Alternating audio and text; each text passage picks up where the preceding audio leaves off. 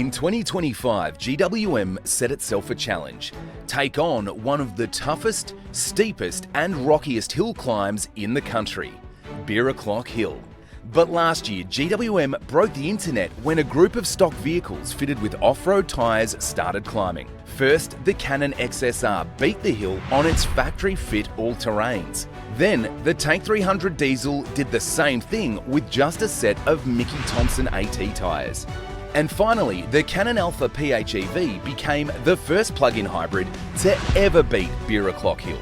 In 2026, we're back for more, kicking off with the GWM TANK 300 PHEV and the GWM TANK 500 PHEV, fitted with Mickey Thompson Baja Boss all-terrain tyres at 15 PSI on the factory 18-inch wheels, and importantly, no other modifications.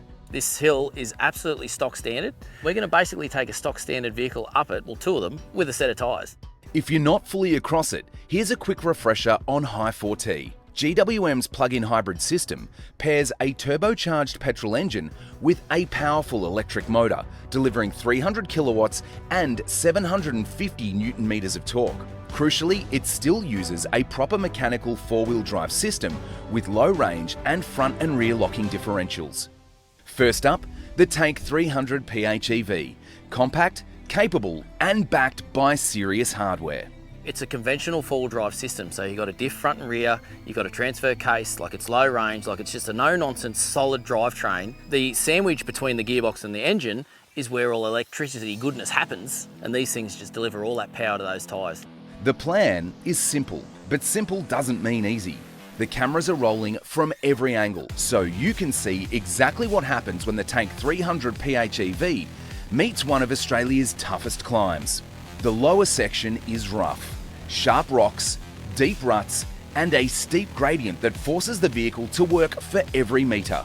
But the tank keeps climbing. Power delivery from the hybrid system is immediate. Torque arrives instantly, and the Hi4-T drivetrain keeps sending it to the wheels that need it. The final rock step, often where attempts come undone. But today, the Tank 300 PHEV keeps pushing forward and crests the summit. Lucas was seriously impressed. GWM Tank 300 PHEV, Lucas approved. Like, it did it too easy. What an absolute incredible vehicle. Next up, the bigger brother, the Tank 500 PHEV. More luxury, more space, but facing the exact same obstacles. From every angle we watch as the Tank 500 begins its climb. Despite the size and weight, the Tank 500 quickly settles into the climb. Hybrid torque delivers smooth, controlled power. That Hi4-T drivetrain sending torque to each wheel consistently thanks to those lock diffs. And the suspension has no trouble handling the brutal terrain. Then the final rock step, the same obstacle that challenges every vehicle that comes here. The Tank 500 lines it up, applies power, and climbs past it. What hill? Seriously. Like, I am just, oh man, this is unreal, unreal. Tank 500, Birraclock Hill, tick, Lucas approved, Birraclock Hill certified. Like, effortlessly. At this point, the mission was accomplished. Both plug-in hybrid tanks had beaten Birraclock Hill with impressive ease, but Lucas wasn't finished. How easy these two cars did this hill. And I just want to put it out there, guys. I haven't been paid for comment and I won't be bought, right? So this is my honest opinion, raw and real. Like, these cars are absolutely impressive. But what would be more impressive is if we grab the stock standard Tank 300 PHEV that's got highway tyres on it and give the hill a crack with that. This thing is hot to trot and I just want to give it a red hot go. So I've laid down the challenge to GWM and we're waiting for their call. If they give us the green light, we're on. The crew made a call and got the green light. No off-road tyres, no lift, no modifications. Just a showroom standard Tank 300 PHEV with Michelin highway terrain tyres dropped to 20 PSI. Rocks and dirt flying out from the tyres as they search for grip.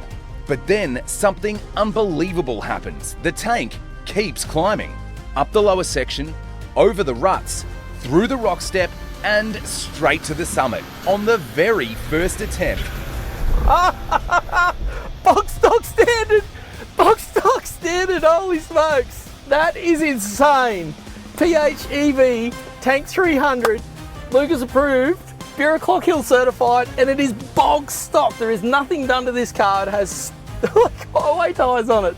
This is absolutely a credit to GWM. What an absolute wrecker of a car, man. Like, this thing is...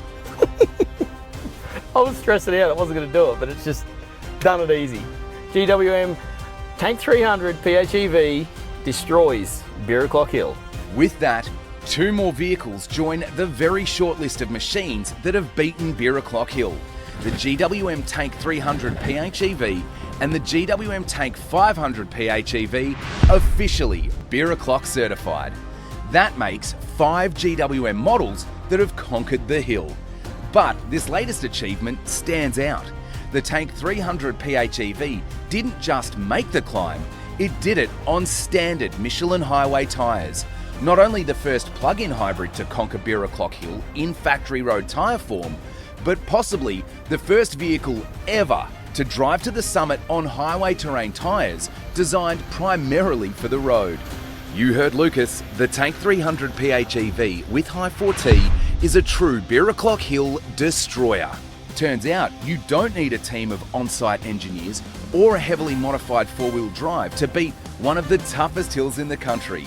Just a visit to your local GWM dealer. GWM Canon XSR and the GWM Tank 300 PHEV have done this hill bog stock standard off the showroom floor.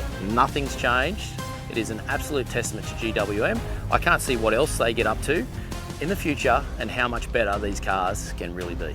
So the question now becomes, what GWM will beat the hill next? Stay tuned.